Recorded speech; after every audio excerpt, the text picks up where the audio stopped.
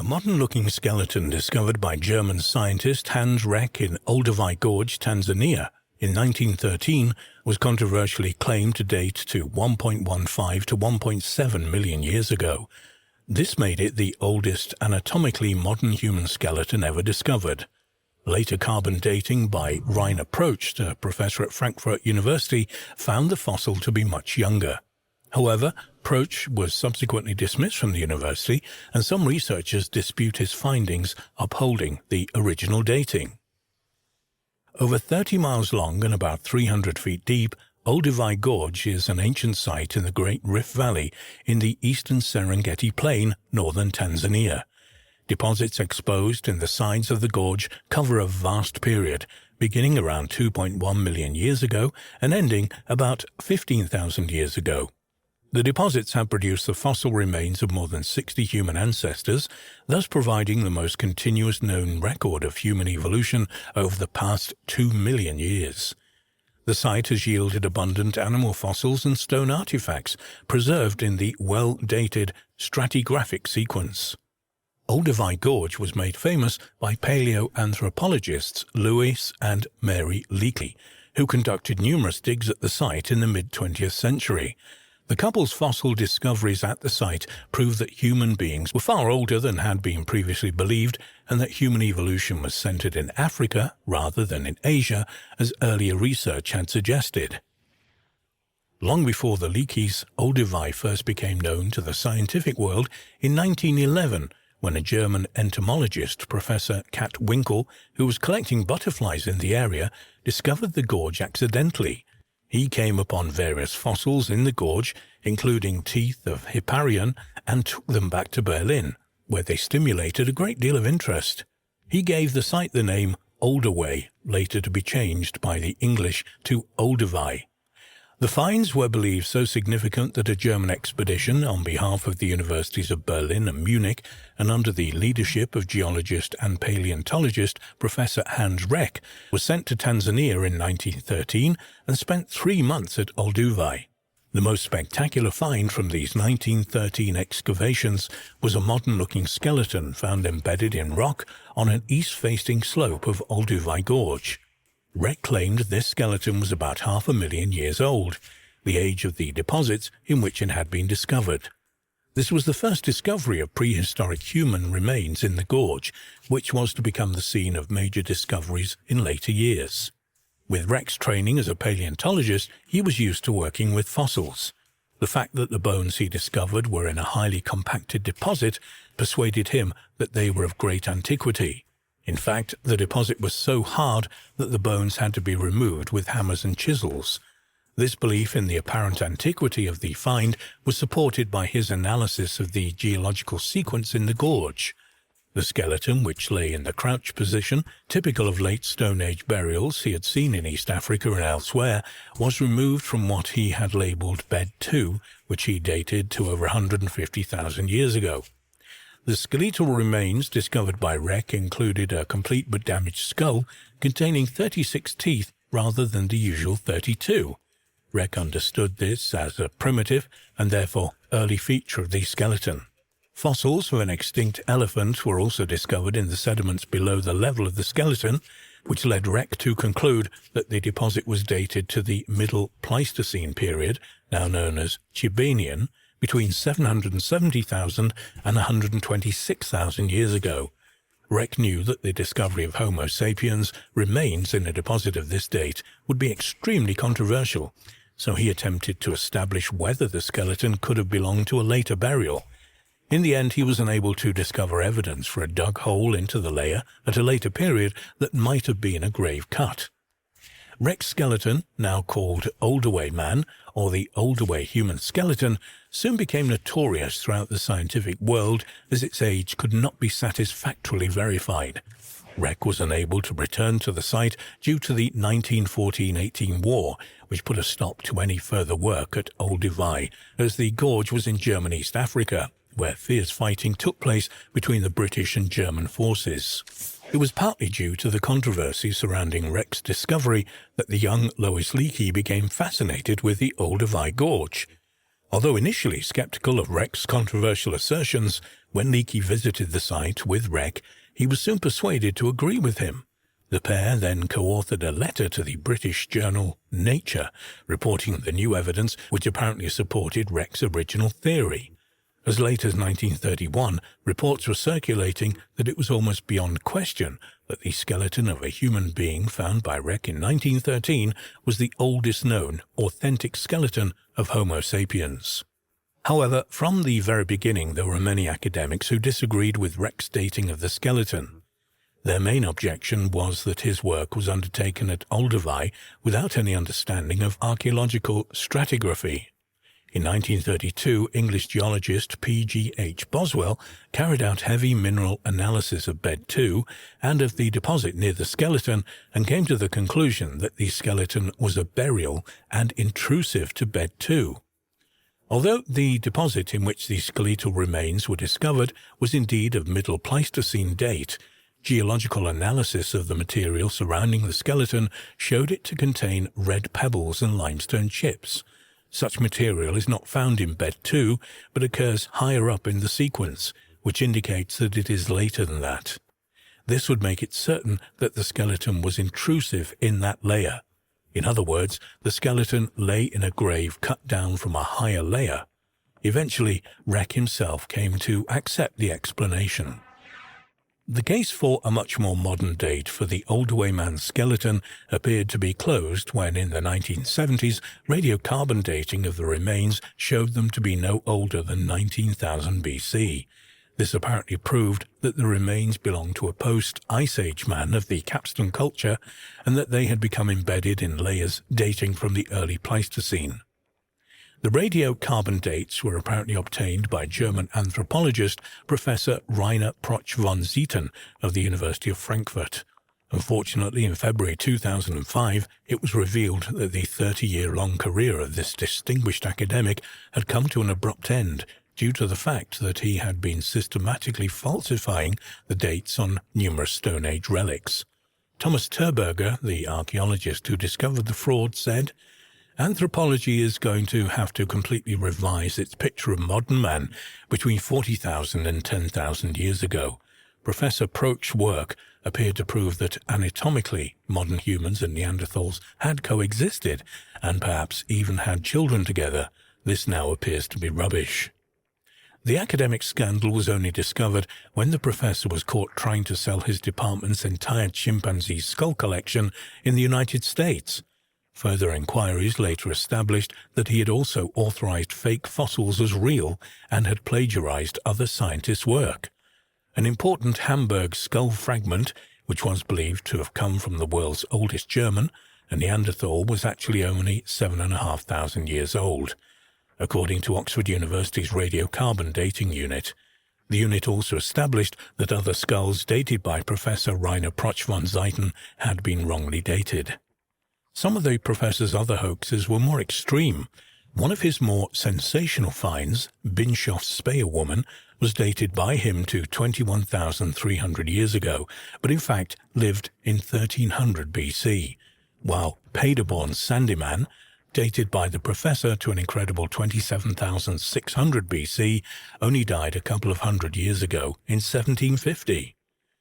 Professor Ulrich Brandt, who led the investigation into the nefarious activities, said, "It's deeply embarrassing. Of course the university feels very bad about this. The professor refused to meet us, but we had 10 sittings with 12 witnesses. Their stories about him were increasingly bizarre.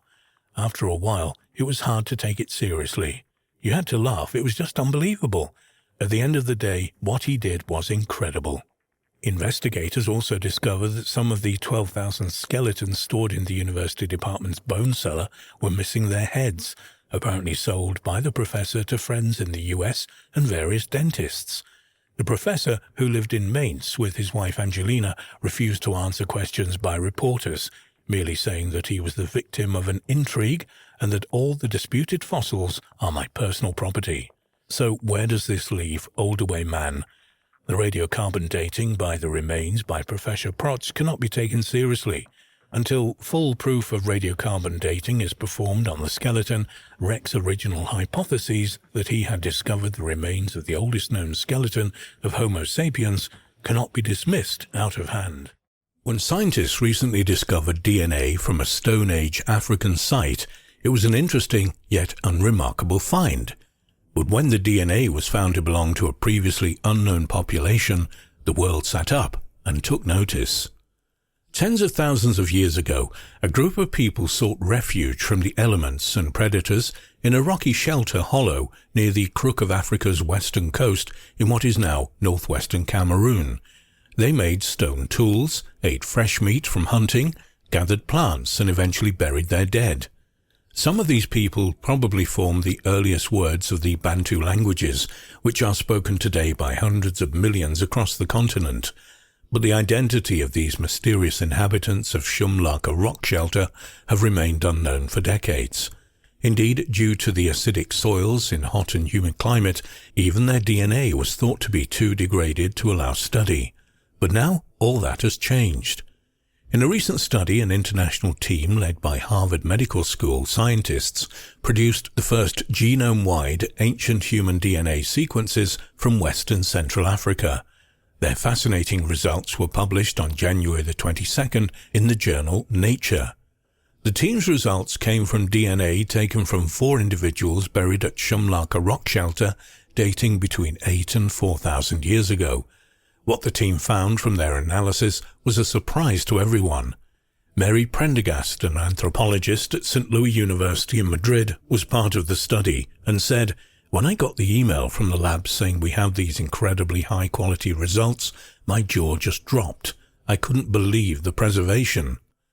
The most surprising find to come out of the study was that after the comparison of the ancient DNA to modern groups across Africa, it was revealed that some of these Shumlaka residents were not related to the Bantu-speaking cultures living in the region today. Surprisingly, all 4 individuals are more closely related to present-day African hunter-gatherers, who have a completely different ancestry from most Bantu speakers.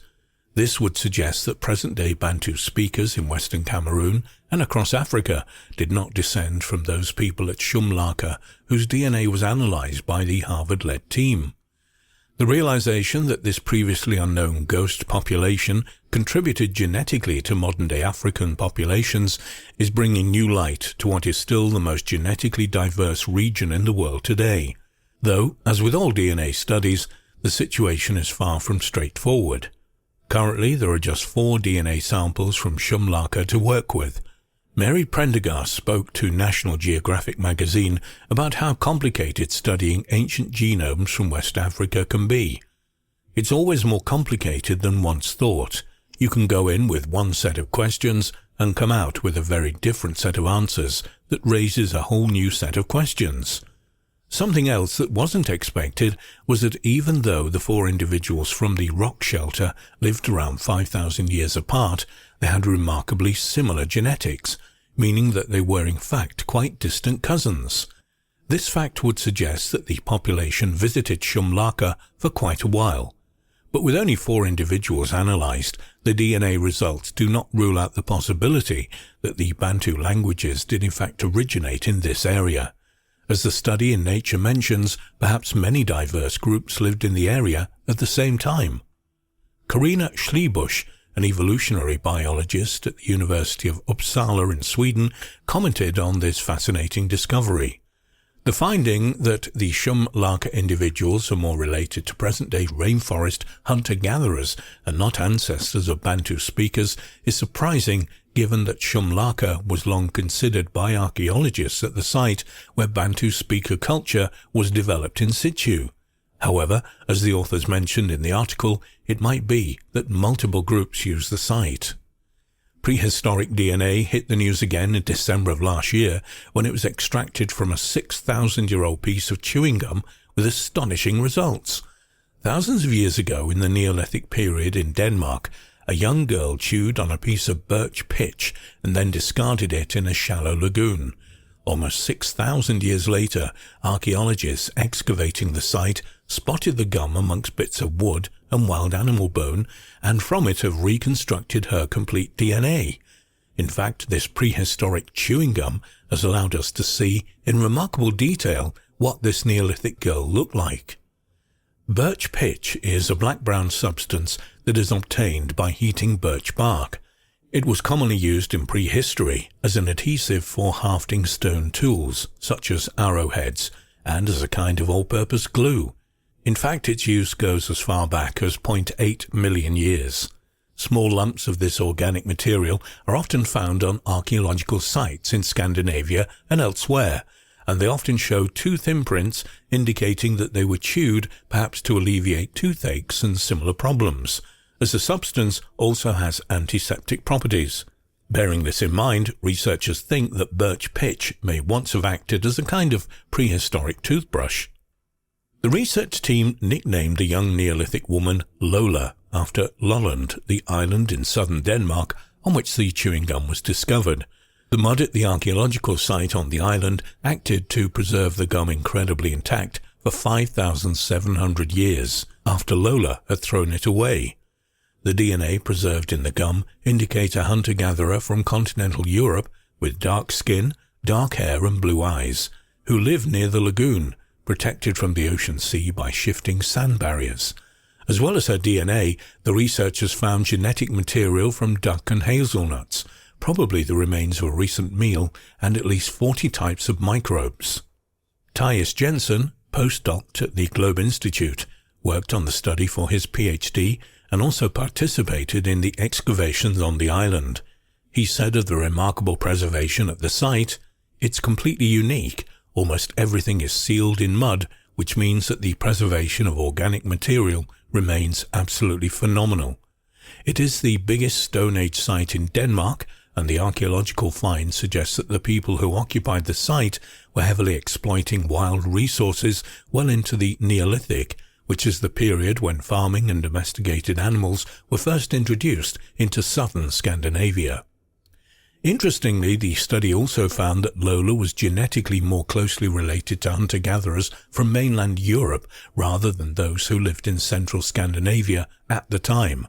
This could mean that she, or her whole group, had migrated or travelled from somewhere else, possibly hundreds of miles away, to where she eventually settled in what is now Denmark.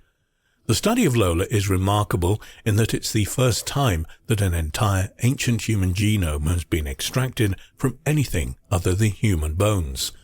Professor Hannes Schroeder from the Globe Institute, University of Copenhagen, who led the research, said that the team were also able to take retrieved DNA from oral microbes and several important human pathogens, which makes this a very valuable source of ancient DNA, especially for time periods where we have no human remains. The controversial area of Neanderthal DNA was also in the news recently. Extinct for thousands of years, Neanderthals are modern humans' closest evolutionary relatives.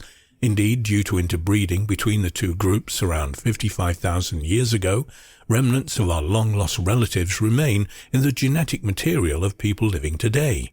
Previously, scientists had suggested that Neanderthal DNA gradually disappeared from modern human genomes over the last 45,000 years as the Neanderthals died out. However, a new study, published in the PNAS, Proceedings of the National Academy of Sciences of the US, reports that Neanderthal ancestry in Europe probably experienced a quick purge from modern humans' genomes, but has since held steady. It's widely believed by scientists that Neanderthals disappeared around 40,000 years ago, probably due to the arrival of humans in Europe. However, not all researchers agree with this idea.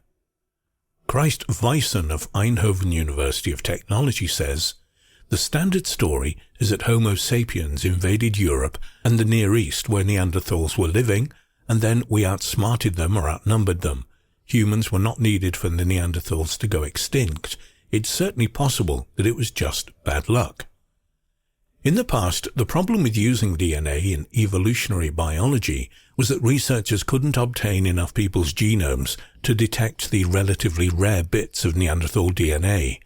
But this situation changed in 2015 when the UK Biobank released to qualified researchers detailed data on 500,000 volunteers who had undergone genotyping.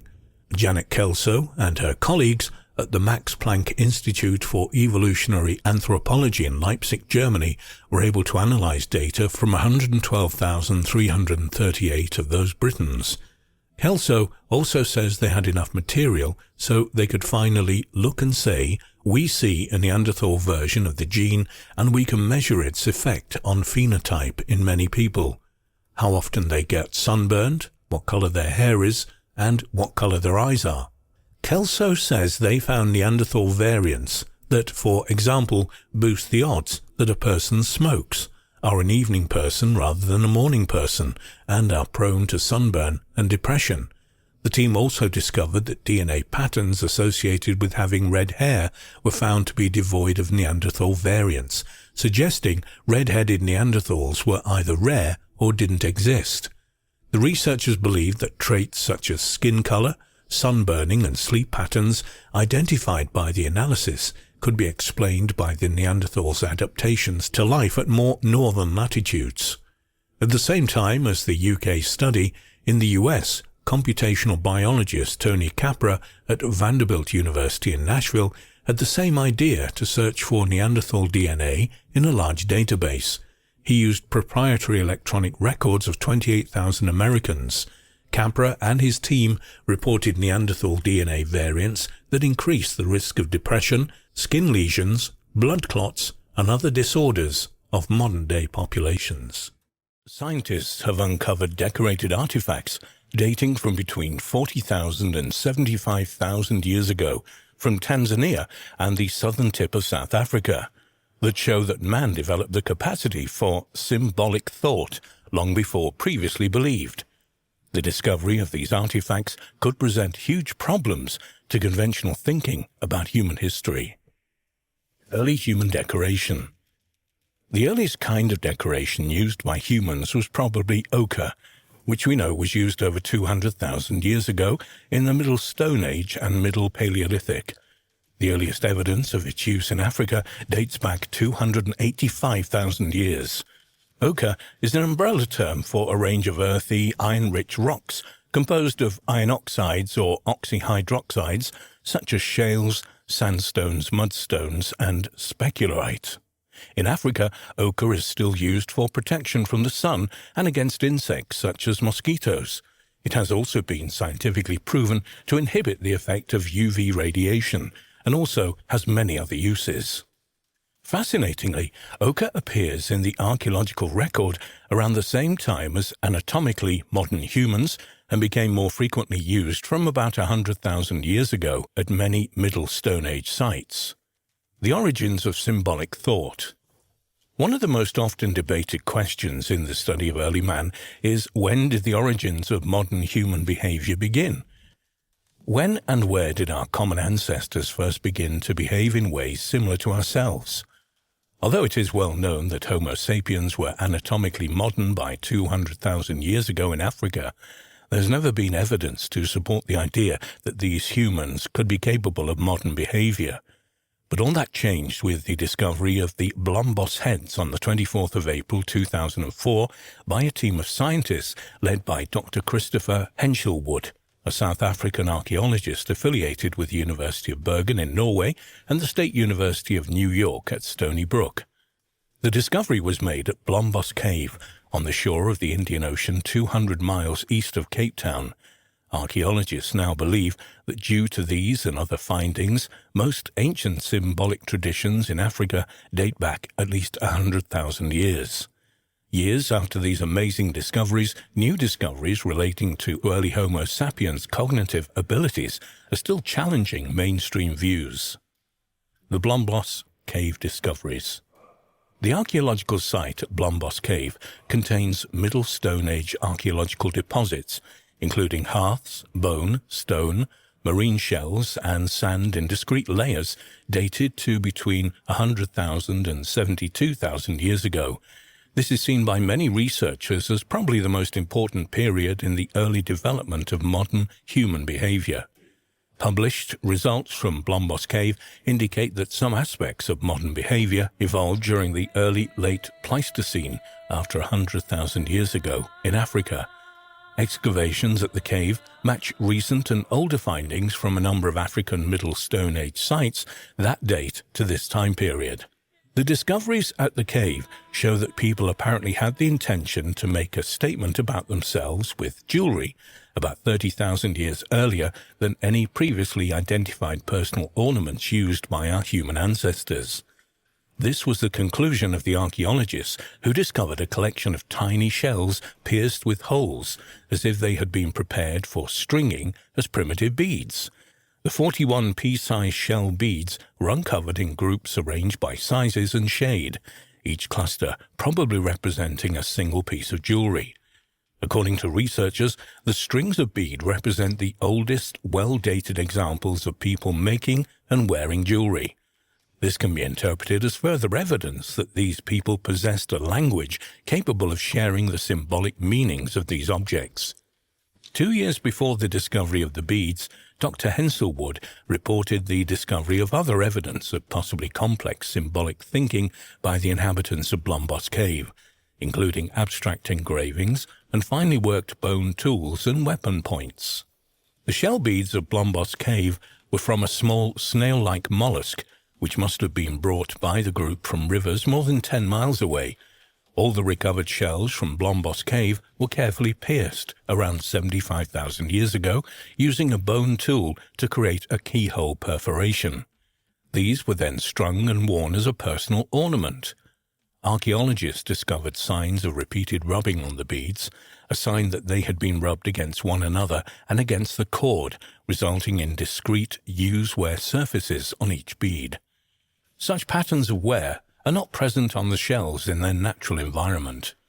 Microscopic residues of ochre discovered inside some of the beads probably resulted from deliberate coloring by the wearer or perhaps by transfer when worn. Henselwood and other researchers believe that this small but growing record of very early artistic artifacts from Africa are vital evidence that modern behavioral traits, such as the use of external symbols, developed slowly over a couple of 100,000 years, not abruptly after our ancestors emerged from Africa, as some archaeologists have suggested. However, not all researchers agreed with Dr. Henselwood's interpretation that these mysterious artifacts were expressions of a modern type of creativity. Indeed, a few of them have even questioned whether the shells were actually used as beads. Archaeologist Randall White of New York University, for example, does not believe that humans made the holes in the snail shells, saying, "I'm disturbed by the fact that there are no tool traces." Up until the discoveries in Blombos Cave, the earliest African personal ornaments were 13 ostrich eggshell beads from Kenya, dated to 40 to 45,000 years ago. Other, slightly more recent evidence includes a 43,000-year-old perforated teeth from Bulgaria and 41,000-year-old marine beads from Turkey. Discoveries in Tanzania. In 2000, archaeologists reported finding ostrich eggshell beads as well as ochre pencils and fish bones at a site in the Serengeti National Park of Tanzania. The archaeologists were not able to date the two carved donut-shaped pieces of ostrich shell precisely, but they came from the same layer as tools from the African Middle Stone Age between 280,000 and 45,000 years ago. For some reason, the mysterious discovery was not announced until 4 years later, in March 2004, at the Paleoanthropology Society meeting in Montreal. Despite the uncertainty over their exact age, one of the archaeologists who discovered the beads, Curtis Marian, from the Institute of Human Origins and Department of Anthropology at Arizona State University, stated that they were unambiguous examples of symbolic behavior. What is modern human behavior? But why do decorated beads mean that we may have discovered the earliest examples of modern human thinking? Research has shown that symbols cannot exist in isolation, but generally form a part of interlinked systems. Modern human behavior is usually defined as behavior that is caused by socially constructed patterns of symbolic thinking, actions, and communication. The capacity for symbolic thought is not the main defining factor for modern human behavior, but rather it is the use of symbolism to organize behavior that defines us. So, early humans were first behaviorally modern when symbols became an inherent part of their daily lives. In basic terms, this means that people were using the artifacts that they made to organize their social world in a similar way as we do today. Within each group of people, such as those at the Blomblos Caves, artifacts may have had meanings that could be understood only by members of that group. A good example is the design of the bead necklace discovered in the cave, which may have carried a significant meaning that was not understood by people outside the group. The findings from Blombos Cave and from Tanzania, and the subsequent reanalysis and excavation of other relevant sites have resulted in a clear change in our understanding of the timing and location of the development of modern human behavior. Archaeologists believe that these discoveries undoubtedly reflect the acquisition of completely modern cognitive abilities by southern African populations at least 100,000 years ago. Although scientists are aware that these are vastly important discoveries in terms of early man, they still seem to be a little reluctant to believe very early dates. Randall White commented, "If the dates hold up, we now seem to be seeing a trail of representational objects that is increasingly older as we move back from Europe into Africa." What lies in the ancient jungles of South America? According to some, they might not only be two-legged Homo sapiens roaming their homeland. Could the Mayans be living next door to mythical dwarfs? A timber hunter filed his report in 1926 with the British authorities in Belize. The capital was then British Honduras. He was one of several hundred people who've claimed to have seen the elusive little people of Central America and the Mexican Yucatan Peninsula. His report read, "The beefy German timber surveyor stabbed the soft jungle earth with his machete and reached for the soiled bandana to wipe his florid face. As he rested, the murmur of a jungle stream nearby spurred him to action. Plunging through the head-high savanna grass, he bulldozed his way towards the sound.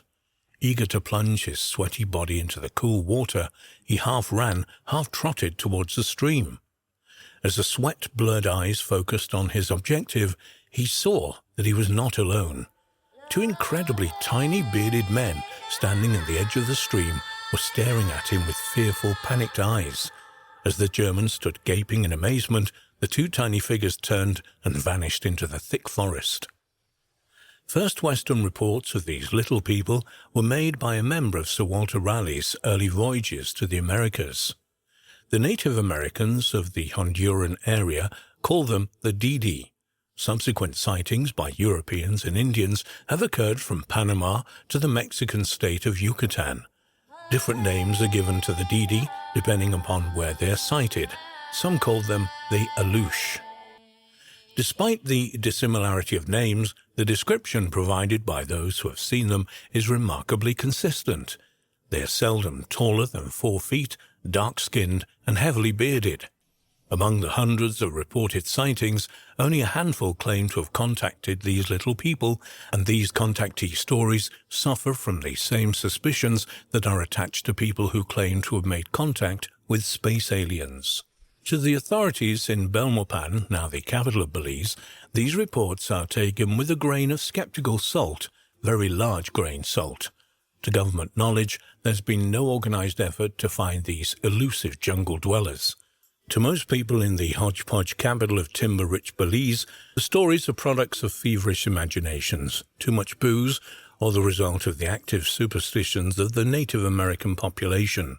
In 1974, a privately sponsored Mesu expedition to Mexico's Yucatan Peninsula was set up. The objective on the expedition was to search the area for archaeological anomalies that occur in abundance in that region. In the simplest term, the voyagers were searching for the offbeat. One possibility of interest was the mysterious Olmec civilization.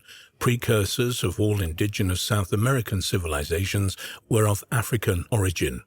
Among other objectives, they searched for the possible Phoenician incursions throughout the area, and although their findings are challenged by more conventional archaeological theorists, they found an amazing amount of material that defies their conventional thought.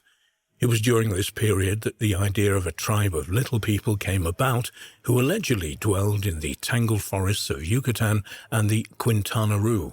The Mayan Mexicans called them Aloo, and their description of them coincided with that of other Central American sightings, tiny, hairy, and very scarce. Questions directed towards younger Mayans, who had the supposed benefits of a Western-style education, caused embarrassed giggles and earnest explanations that the Aloo were figments of the older Mayans' imaginations. To the youngsters, it was pure folklore, primitive attempts to explain natural mysteries. But it was an entirely different story when the parents of these young disbelievers, to them, the Aloo, were wicked, powerful, dangerous tricksters. However, the many hundred Mayans who were questioned admitted that they'd never seen an Aloo. In Quintana Roo, the last frontier of the Mexican Republic, the voyagers were shown an Aloo village.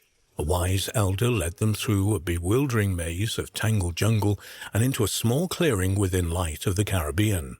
There they saw 3 tiny stone huts, windowless and obviously long in disuse, stood in the center of the clearing. The stone structures were approximately 4 feet high with an open doorway 2 feet in height. The elderly guide sincerely explained that this had been the dwelling place of a group of local Aloo. How did he know? His father had told him so. Perhaps this well-meaning believer did not know that these tiny huts were scattered throughout the Yucatan, most of them in proximity to ancient ruins. Conventional archaeological belief is that they are votary shrines, and several have been found within the desiccated remains of vegetable offerings still resting on pottery dishes. Were these really the homes of the Aloo, or simply just dog houses?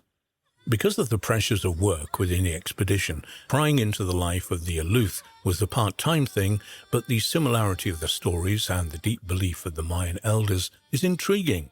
During a respite in the States, an inquiry was made into the affairs of the little people. Every race, every nationality has legends about little people. They are kind, malevolent, all-powerful, tricksters, hoaxsters, witch doctors, child stealers and gods. From Ireland and her leprechauns to the Americas, north and south, the legend of the little ones persists. There are as many names for them as there are peoples. Banshees, kobolds, alooth, trolls, the list goes on. Despite their diminutive size, the racial memories of a small-statured people has left a permanent impression in the folk tales of all nations. But does such a tribe, a remnant of the oldsters, still exist? Reason says no, but several 100,000 Central Americans say yes. In 1976, the Yucatan Project was hijacked with unwanted publicity. Newspaper stories twisted the words of a voyager, Bill Mack. He fell victim to tongue-in-cheek headlines such as Bill Mack in search of Mexican leprechaun and Mack off and searching. To the casual reader, these stories were the report of a wild goose hunt by some nut, but Mack was completely serious. He went on to make his headquarters in the Mérida, the charming, steaming, sophisticated capital of the Mexican state of Yucatan. Mérida is the center of Mayan activity, the very heart of the remains of that great civilization. Close by are the ruins of such great ceremonial centers like Chichen Itza, a magnificent but sterilized by over-restoration, or the plundered remains of the mighty pyramids of Hamel and the towering splendor of ancient Uxmal. Within a day's driving distance is the breathtakingly spectacular walled city of Tulum, the first of the native cities spotted by the Spaniards before they began their devastating conquest of the region. Mack's search began in Mérida at the Center for Mayan Studies. Housed in a beautiful old mansion, the center provides a college-level education for young Mayans, and it houses a small but carefully chosen exhibit of Mayan artifacts. Talks with the students and faculty of the center were disappointing. They were adamant that their belief in the Alooth were a fairy story. Strike one. His next move was to visit his friend Pepe Hernandez in Izmael.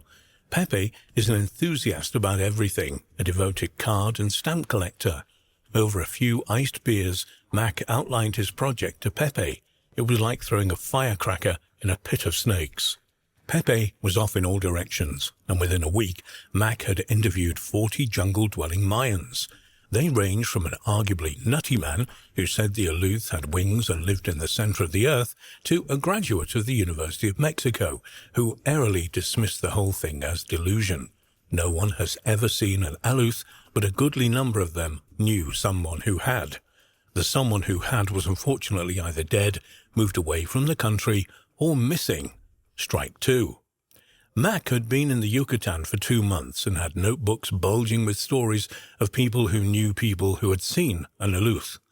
It was discouraging, but for a fortunate accident, he might have called the whole thing off.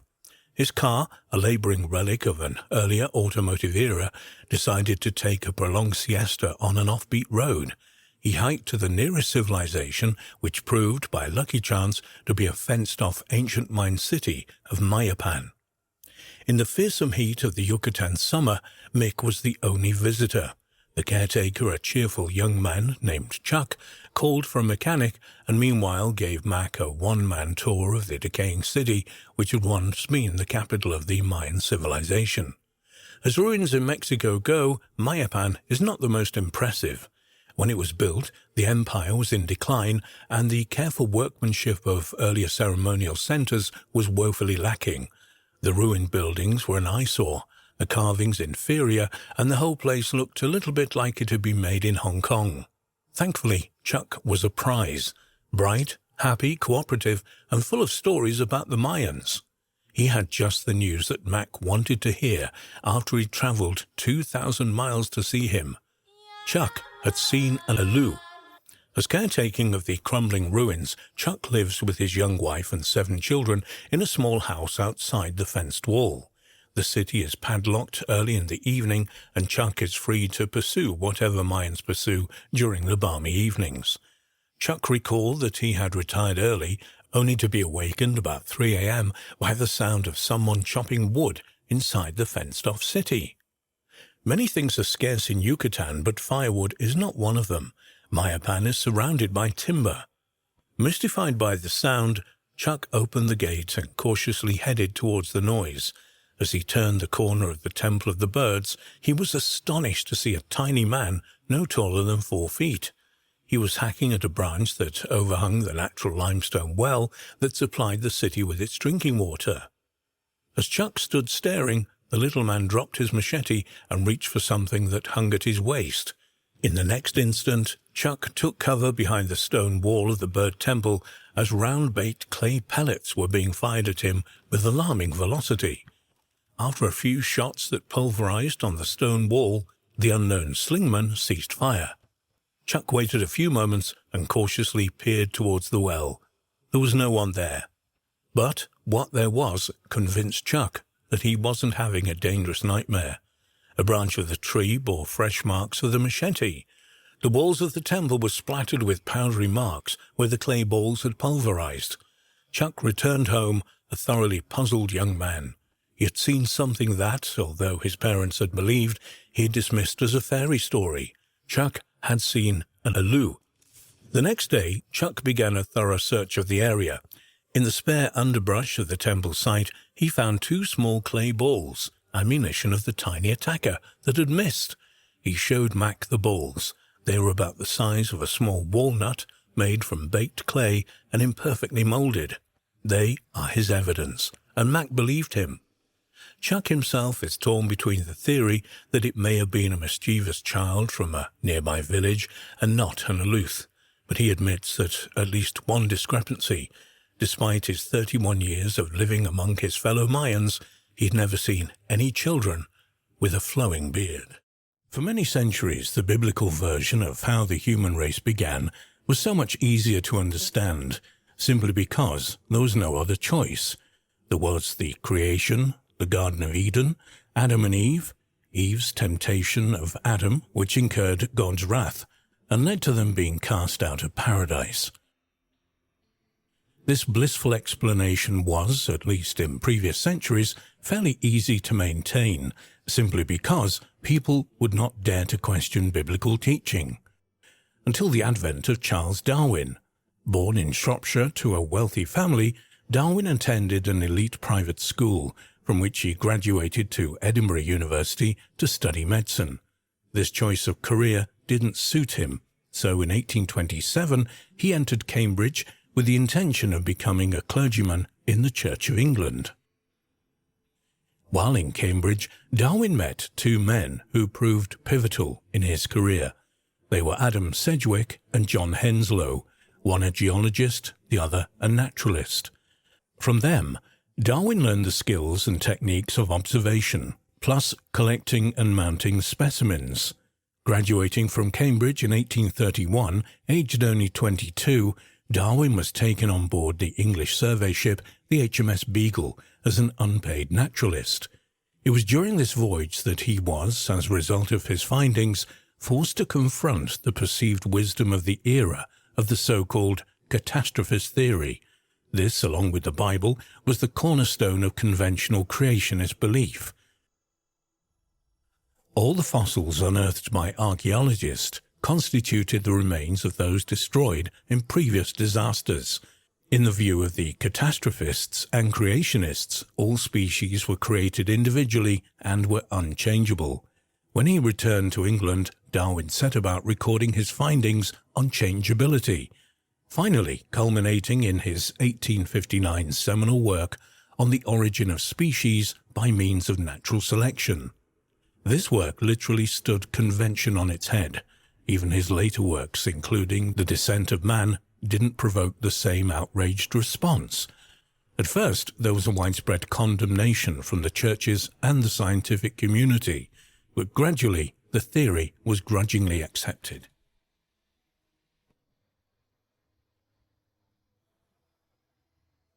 However, this acceptance was not universal, particularly in America, where it led to court cases, most notably the famous 1926 Scopes monkey trial in Tennessee, which caught the attention and imagination of the world. Proponents of the biblical creationist tradition went to court to prevent the theory of evolution being taught in schools. The evolutionist case was fought by the famous lawyer Clarence Darrow. He won, and the rest is history. Over time, through education and common sense, evolution and natural selection obtained respectability. One accepted wisdom was replaced by another, and at last there was a measure of consensus. Then another theory emerged, and in its scope it was even more unsettling than evolution.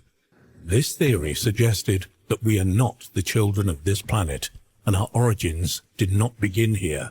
Our ancestors came from the stars. This theory is every bit as revolutionary as Darwin's evolution, and ultimately it is of little consequence whether our genesis was achieved by natural or artificial means. What is important is that our creators must have been as genetically similar to us as we are to apes. Depending on how we interpret various biblical statements, especially in the Old Testament, there appears to be abundant mention of interference by extraterrestrials in the origins of modern humans. The Church seems to regard the Old Testament as a bit of an embarrassment, but the New Testament contains far fewer references of this kind. Bear in mind that the New Testament was made up from all available information in the form of the written and oral tradition. The written information was in Hebrew, Greek, and Latin. For many centuries, the only people with any real education were in the service of the Church, and from their perspective, this was entirely acceptable since knowledge is power.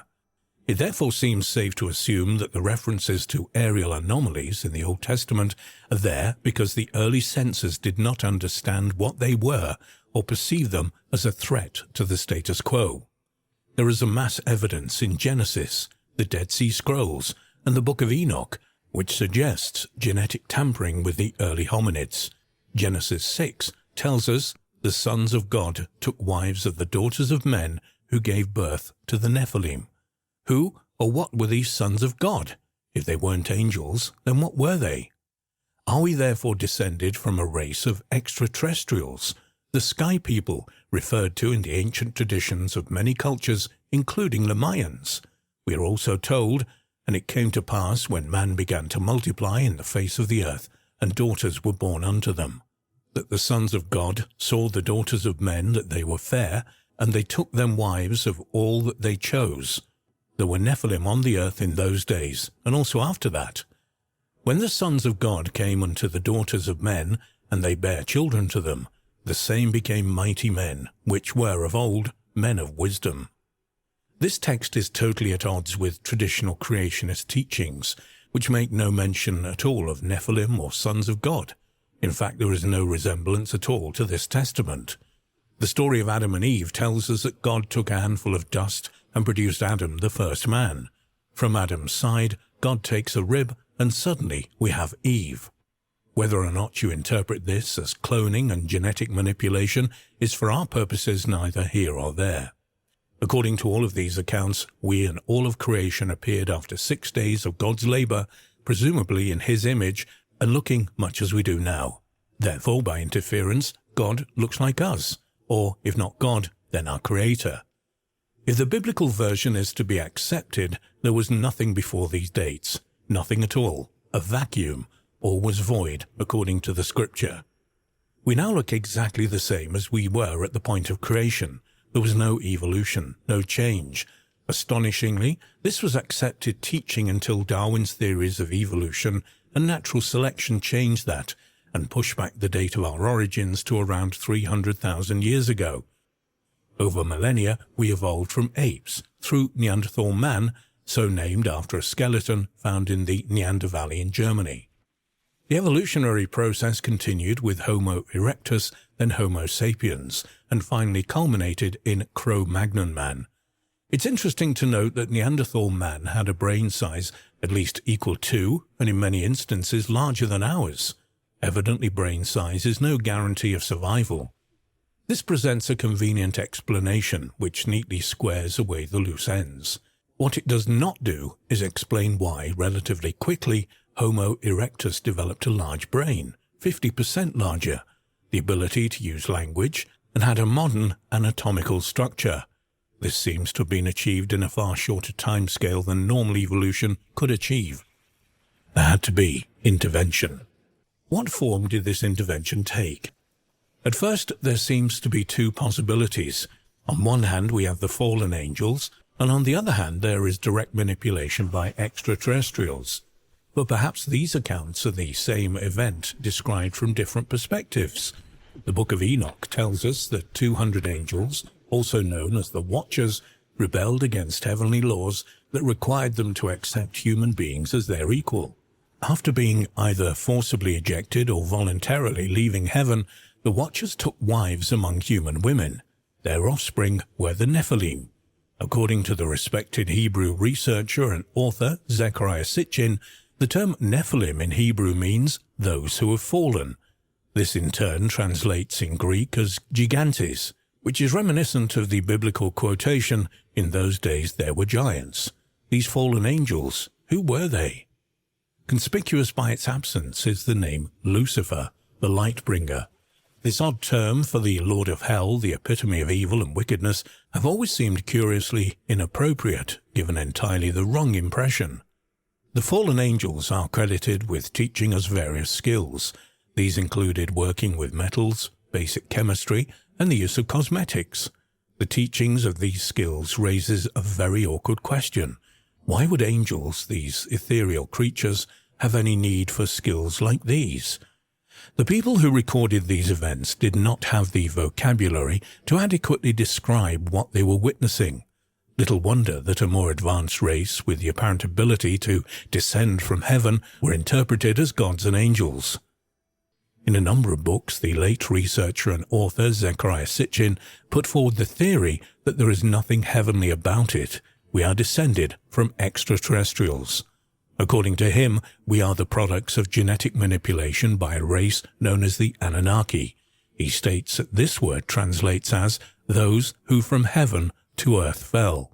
He goes on to claim that there is a 12th planet, Nibiru, which comes within range of Earth every 3,600 years. The technology of this race, when they first came here, was not at all that far ahead of our own as it is just now. He bases this on biblical accounts of vehicles that roared and belched flame. These seem similar to what our technology has produced in terms of space-going vehicles that have taken us to the moon and carry experimental craft around in and out of the solar system. Presumably, the science of this race would now be way ahead of ours, and it would be arrogant of us to presume that our ability to understand it is any better than that of our forefathers. Sitchin claims that our technology has taken a step change every 3,600 years, which coincides with both the arrival of this mysterious planet Nibiru within our solar system and contact with its inhabitants. One fascinating common thread running through all of these theories and opinions is that they all point to one thing. We were visited in the dawn of history by a race that was not from this world. They have different names as do the results of their genetic meddling. Fallen angels, Anarchi, Nephilim, Elohim and Titans. They all amount to the same thing. The only difference is the point of view and level of technology of the observers. In the final analysis, it doesn't matter what they were called. We are the descendants, their children, and perhaps one day we will meet our parents. And who knows, perhaps we already have. A grave in Peru has been shown to contain the world's oldest female hunter. This news is potentially explosive. It may change our understanding of gender relations in the ancient Americas and even the nature of prehistoric societies. Randy Haas, an anthropologist from the University of California, was working with his colleagues at a high-altitude site in the area known as Willamaya Pajaxta in southern Peru, when they found 6 burials dating back almost 9,000 years, which contained the remains of 6 individuals. During their work, the team collaborated with the local Amara community. Teenage female huntress buried with her tools. One burial pit was not like the others.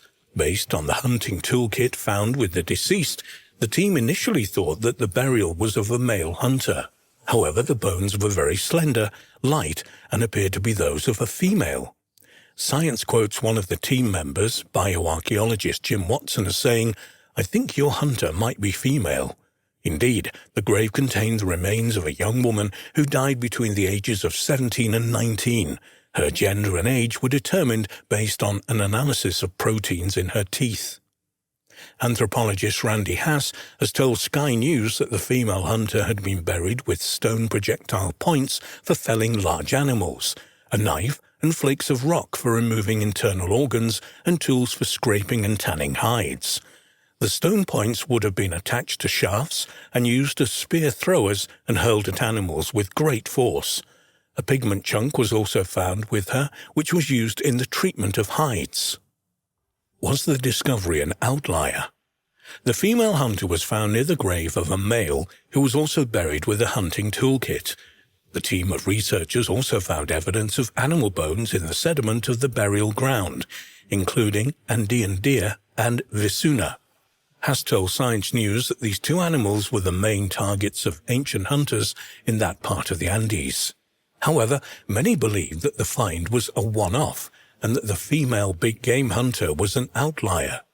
Science quotes Meg Conkey, an archaeologist who didn't take part in the study, as stating that skeptics may say it's a one-off. Moreover, the presence of hunting gear in a grave does not necessarily mean that the deceased was a hunter. Haas and his team set out to prove that there had once been other female hunters in the Americas. Tracking down female hunters in the Americas. Haas and his colleagues were prepared for this and conducted an exhaustive study of the research literature on 107 burial sites in the Americas. All of these sites are between 6 and 12,500 years old. In total, the researchers found 10 women who had been buried with hunting toolkits. Their research has led them to conclude that women routinely participated in big game hunts. The researchers wrote in Science Advances that the findings are consistent with non-gendered label practices in which early hunter-gatherer females were big game hunters. Based on their study of other sites, the research team believes that females accounted for between 30 and 50% of ancient American big game hunters, reports Science News. They're convinced that the evidence is strong for their theory. The researchers also consider that archaeologists did not recognize that females were big game hunters in the past because of sexism. Gender equality among hunters. Gizmodo quotes the researchers as saying that modern gender constructs often do not reflect past ones. In other words, just because women in the recent past were not big game hunters, this does not mean that there weren't any female big game hunters in the Americas 9,000 years ago. Up until recently, the man-the-hunter hypothesis was widely accepted according to science. This held that women did women's work and that males engaged in activities such as hunting and as a result were the dominant gender. This was based in part on modern studies of hunter-gatherer groups such as the Hasda of Tasmania. Inspired by their groundbreaking discovery in Peru, the researchers argue that this was not the case. Big game hunting would have required teamwork, a group of people working together and a great deal of labor. Therefore, women would have had to have cooperated with men to ensure success in hunting expeditions. Quoted in Gizmodo, the researchers argue that there was a broad participation from both females and males in the hunting of big game. Women warriors challenging gender stereotypes. Ashley Smallwood of the University of Louisville in Kentucky tells Science News that it's time to stop thinking of ancient female large-game hunters as outliers. The discovery of the ancient female huntress in Peru could transform our knowledge of gender roles in the past. If women hunted, this would imply that there was more equality between the genders in prehistoric societies. However, some have argued against these findings and state that the researchers cannot prove their arguments about female hunters because the sample that they investigated is simply too small. However, the research is aligned with recent discoveries that challenge the traditional assumptions about gender roles in prehistory. Archaeologists have found evidence of a 5,000-year-old female warrior in California, while other finds suggest that there were female fighters in both Mongolian and Viking societies in the distant past. A team of Spanish researchers theorizes, based on grooves and nicks on the teeth of Neanderthals, that gender roles among that species were similar to gender roles of modern Homo sapiens. Neanderthal men prepared the cutting tools and weapons, while women saw to the leather garments and clothing. But there was at least one duty that men and women may have shared. Neanderthal women, these researchers think, hunted big game with the men. Almudena Estalrich, a researcher at the Spanish National Museum of Natural Sciences, said, "We believe that the specialization of labor by sex of the individuals was probably limited to a few tasks, as it is possible that both men and women participated equally in the hunting of big animals." Another researcher on the project, Antonio Rosas, along with the museum, told Phys.org, "The study of Neanderthals has provided numerous discoveries in recent years. We have moved from thinking of them as little evolved beings to know that they took care of the sick people, buried their deceased, ate seafood, and even had different physical features than expected. There were red-headed individuals and with light skin and eyes. So far, we thought that the sexual division of labor was typical of sapient societies, but apparently that's not true."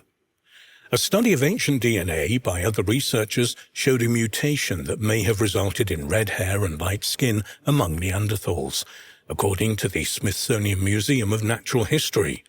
An article on the Smithsonian's website says 2 Neanderthals, one from Spain and one from Italy, had a mutation in a gene controlling skin and hair color. The mutation changes an amino acid, making the resulting protein less efficient. Modern humans have other MCR1 variants that are also less active, resulting in red hair and pale skin. The less active Neanderthal mutation probably also resulted in red hair and pale skin, as in modern humans. Phys.org says that one of the main conclusions of a study of 99 incisors and canines of 19 Neanderthal people showed that their communities divided work according to sex. The study, by the Spanish National Research Council, was published in the Journal of Human Evolution. The Neanderthals' teeth came from sites at El Sidron, Asturias, Spain, Spy, Belgium, and Lourdes, France. The study said grooves in the teeth of women appeared to follow the same pattern.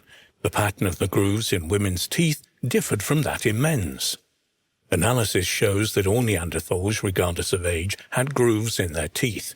This is due to the custom of these societies to use the mouth as a third hand, as in some current populations, for tasks such as preparing the furs for chopping meat, for instance.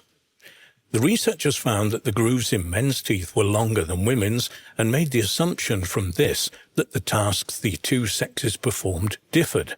Also, they found tiny nicks in the enamel and dentin of the upper teeth of men and in the lower teeth of women.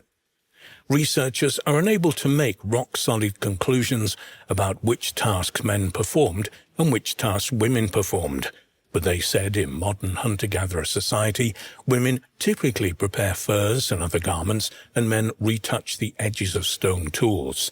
They say this may have been how it was among the Neanderthals they studied. Thanks to recent discoveries in a Siberian cave, a mysterious group of extinct humans known as the Denisovans is helping to rewrite our understanding of human evolution. According to the latest studies, these Denisovans coexisted and mixed with modern humans in New Guinea until at least 30,000 years ago, but perhaps as recently as 15,000 years ago, a date that, if confirmed, means Denisovans were the last known humans, apart from ourselves, to walk the earth. This incredible archaeological site of Denisova Cave in the Anui River in the Altai region of Siberia contains more than 20 layers of excavated artifacts, indicating occupation by hominins as far back as 280,000 years ago to as recently as the Middle Ages. Evidence of 13 separate occupations occurring between 125 and 30,000 years ago is attested by the presence of stone artifacts dating to within this period. Overlooking the Anui River, where herds of animals came to drink, the site offered an incomparable vantage point for spotting game and other humans, as well as refuge from Siberian storms. The cave lies near modern Russia's border with Mongolia, China, and Kazakhstan. Researchers believe that the cave was inhabited by early modern humans, Homo sapiens, and possibly Neanderthals at different times. Additionally, they have uncovered evidence of occupation by a previously unknown group of hominins, named the Denisovans, who were neither modern humans nor Neanderthals. In the 1970s and early 1980s, Soviet archaeologists began to excavate at the Denisova Cave, discovering tens of thousands of stone tools and fragments of animal bone, many of which had been gnawed and digested by hyenas or other carnivores that had inhabited the cave. In 2010, a team of European and American scientists reported the sequencing of the complete mitochondrial DNA genome obtained from a specimen found in the Denisova Cave in 2008. The specimen, a finger bone from a small child, was dated to between 30 and 48,000 years ago. Although the bone was discovered in association with artifacts of the Mousterian industry, the tool-making culture traditionally associated with Neanderthals, its mitochondrial DNA showed nearly twice as many differences from modern human mitochondrial DNA that are present in Neanderthal mitochondrial DNA. These discoveries suggest that the Denisovan lineage branched off from some common ancestor long before the lineage that includes Neanderthals and modern humans. The most recent common mitochondrial DNA that could have been shared by these two lineages would have occurred around 1 million years ago. Accordingly, the researchers have proposed that Neanderthals, Homo sapiens, and a third group of genetically distinct hominins, the Denisovans, inhabited the Altai region at the same time around 40,000 years ago.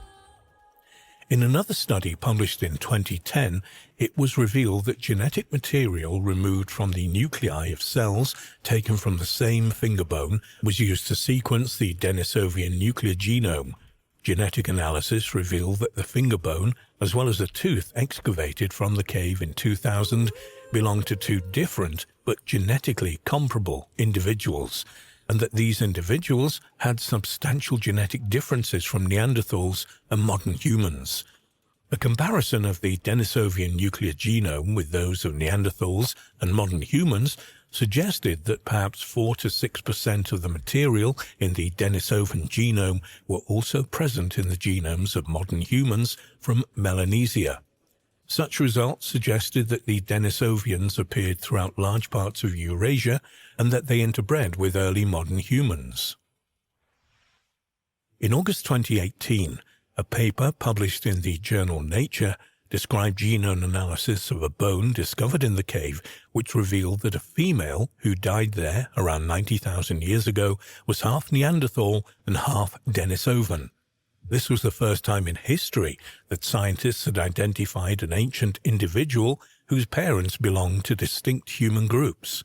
Population geneticist Pontus Skoglund of the Francis Crick Institute in London said of the discovery, "To find a first-generation person of mixed ancestry from these groups is absolutely extraordinary. It's really great science coupled with a little bit of luck." The researchers gave the remarkable young woman a name, Denny. Taking into account the patterns of genetic variation in ancient and modern humans, scientists already knew that Denisovans and Neanderthals must have interbred, and with Homo sapiens. However, up until then, no one had found the first-generation offspring of such unions. Scientists believe that although Neanderthals and Denisovans would have bred with each other when they met, such encounters were rare. The majority of Neanderthal remains have been discovered across western Eurasia, whilst Denisovans have thus far only been discovered in the Denisova cave. The two groups' territories did overlap in the Altai Mountains and possibly elsewhere, but these areas would have been sparsely populated. Scientists are still studying the remains from Denisova cave, and they believe that they may have found signs that modern humans inhabited the cave and possibly encountered these other groups.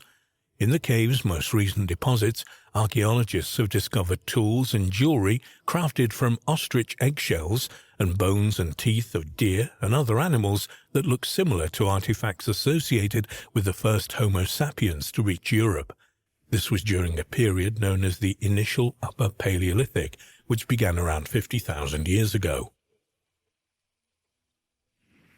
The Russian archaeologists in charge of the cave's excavation have proposed that the tools and jewelry were made by Denisovans and suggested that the group possessed the capacity for symbolic thinking. However, most Western archaeologists disagree, believing that the artifacts were made by early modern humans whose remains have been found at another Siberian site and date to the initial Upper Paleolithic. A team of researchers are currently searching the most recent sediments of Denisova Cave for more hominin remains and DNA that could help to find out who made the artifacts. Comparable work at other archaeological sites in Siberia, including a number in the area of Denisova Cave, could also produce answers. But researchers have been hampered by a lack of fossil evidence of Denisovans. According to Bence Viola, a paleoanthropologist at the University of Toronto, Canada, who has made a close study of all the remains, says, "All the Denisovan material fits in a very, very small box. I've spent a lot of time staring at these very small fragments and teeth. I'm probably the only one who's seen it all." Researchers are extending the search for Denisovans across the continent, where traces of their DNA are found in many modern human populations. They also hope to find out the range of this mysterious group, which could have stretched from Siberia to Oceania, and also to record its meetings with other hominins, including Homo sapiens and Neanderthals. Scientists know how valuable it would be to have larger fossil and DNA samples of the Denisovans, who are still only known from fragmentary fossils in a single cave site.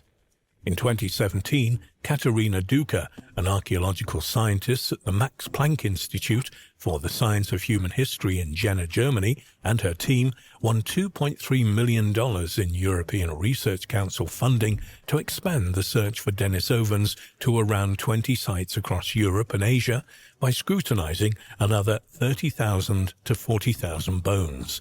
There are days I'm very hopeful, and there are days where you go through 1,000 bones and find 1,000 hyenas, says Duca. I have a feeling China is the place to look. Indeed, the distribution of Denisovan DNA in modern humans is mainly in a number of Chinese populations. Some scientists have suggested that it's possible that there might even be a Denisovan skeleton already present in a museum collection somewhere in China.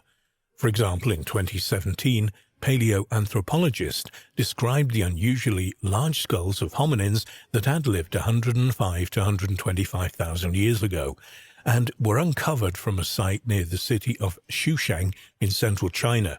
Chris Stringer, a paleoanthropologist at the Natural History Museum in London, looked at age, location, and distinct anatomy of the skeletons and wondered whether they might belong to Denisovans. But thus far, none of the later archaic Chinese fossils has yielded publishable ancient DNA sequences to compare with those ancient DNA sequences from the Denisova Cave. Denisova Cave was obviously a hugely important site in prehistory. Many scientists now believe that the site was a northern base that Denisovans and other hominins called home when the climate allowed. It seems probable that Denisovan-like humans ranged over a region from which we already possess an adequate fossil record. The question is finding out which of the known finds may actually represent Denisovans. One interesting fact is that there are large molar teeth similar to those from Denisovans from a fossil from a site near the city Anina in southwestern Romania. This could mean that Denisovans or their genetic influence may have extended westward as well as eastwards. But until more complete Denisovan material is uncovered from the cave itself, or more examples of Denisovan-like ancient DNA is extracted from other fossils in Asia or Oceania, we won't know for sure who this enigmatic human group actually were. A spectacular recent find from Kenya by Maeve Leakey of the National Museum of Kenya and her colleagues has caused controversy in the scientific world.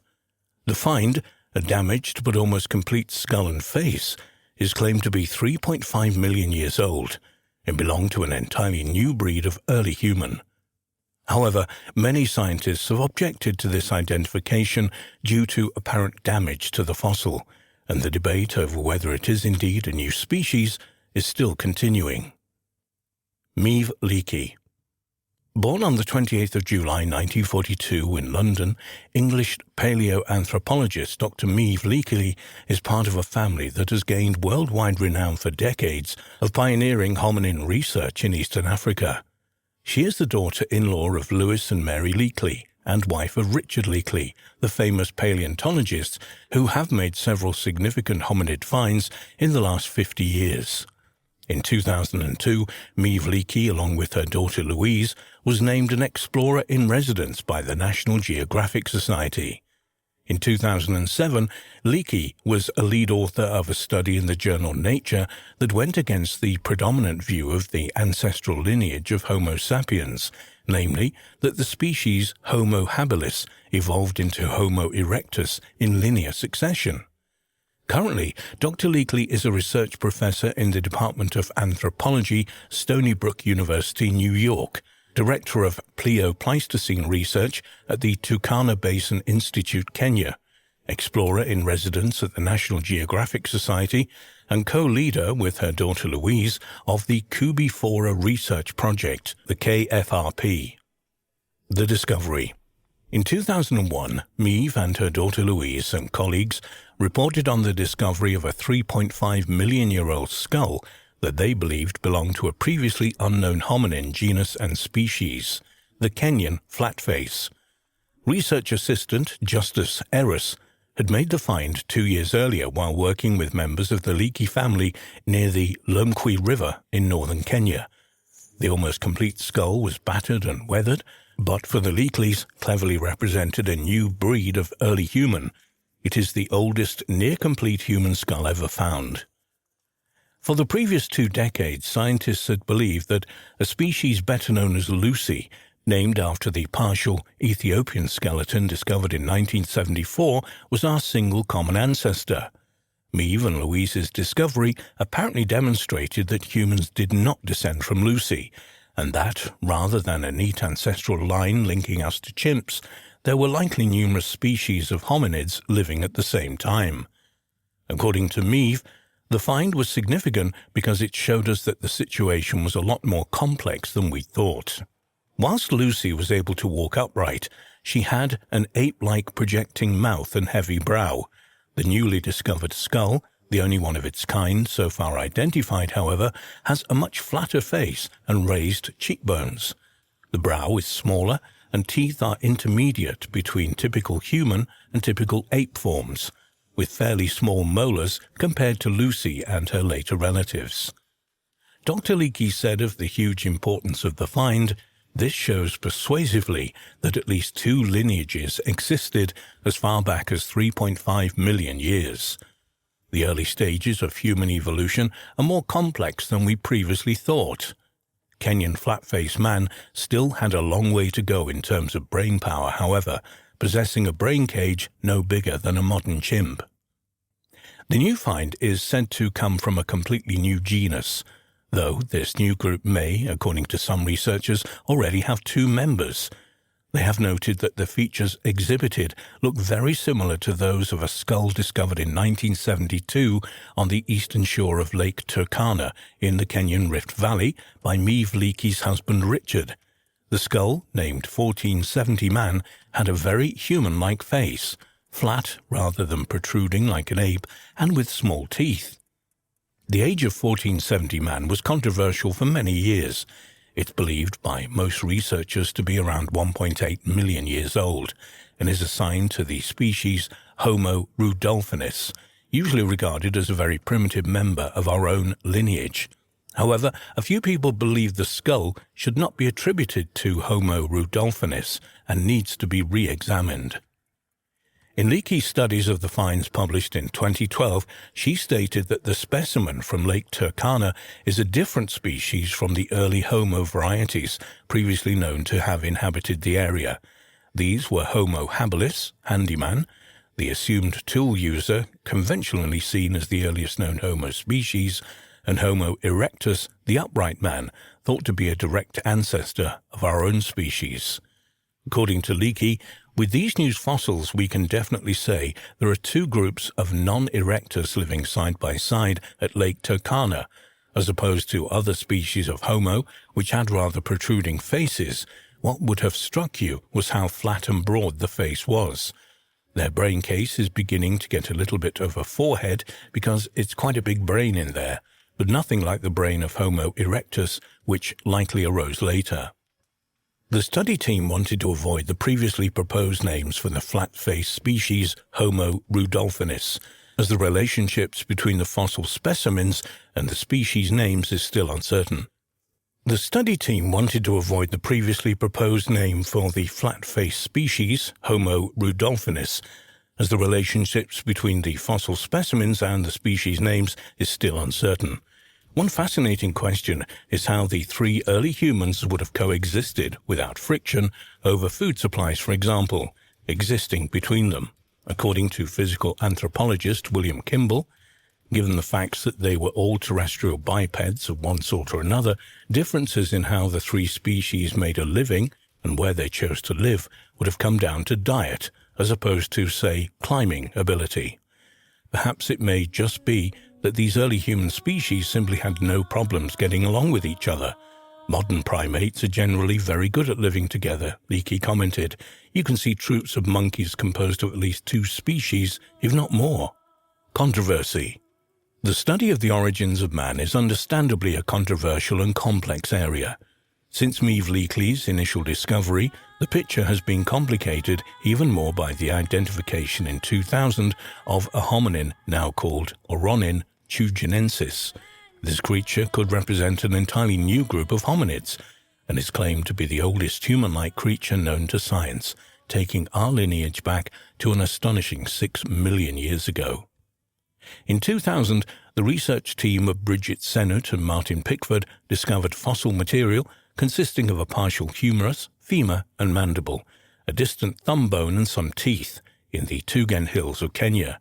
The molars were covered with thick enamel like those of later hominins, and were small like our own. The discovery was nicknamed at the time Millennium Man due to its discovery date, and was dated to 6 million years ago, and given the taxonomic classification Ororin tuganensis, original man from the Tugan Hills.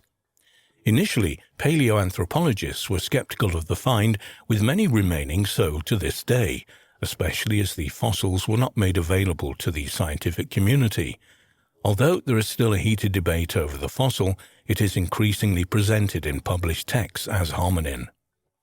Millennium Man lived around the time when genetic analysis suggests our oldest hominin ancestor split from the oldest ancestor of the great apes. This means there's a chance that Ororin tuganensis could be the fabled missing link, or at least one of them. In March 2003, paleontologist Tim White of the University of California, Berkeley, questioned the heritage of Meave Leakey's find. He argued that it was more likely to be a Kenyan variant of Lucy.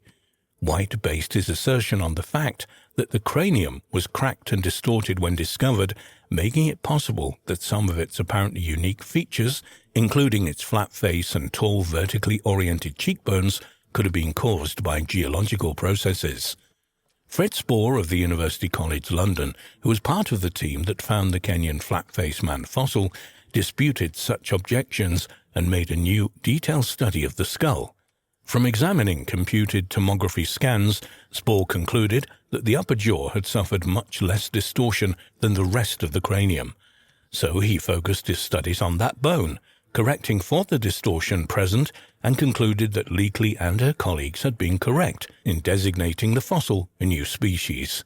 In his report, he concluded, species diversity existed 3.5 million years ago, and this justifies assigning a new taxon.